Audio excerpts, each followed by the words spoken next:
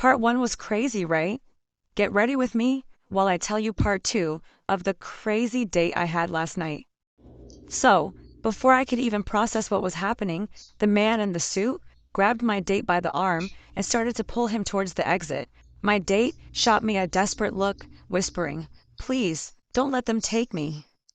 I was panicking, so many emotions were rushing through my head, and all of a sudden, this adrenaline kicked in.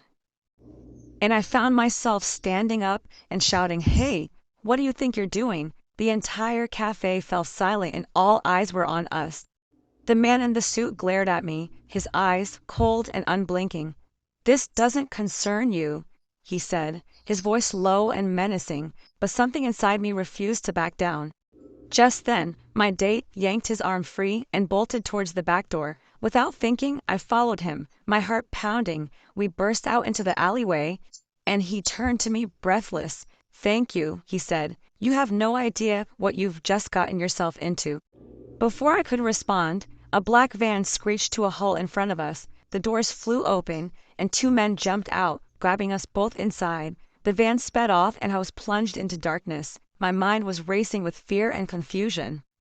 My date, now sitting across from me, leaned in and whispered, "They're not who you think they are, and neither am I." He reached into his pocket, pulling out a small, glowing device.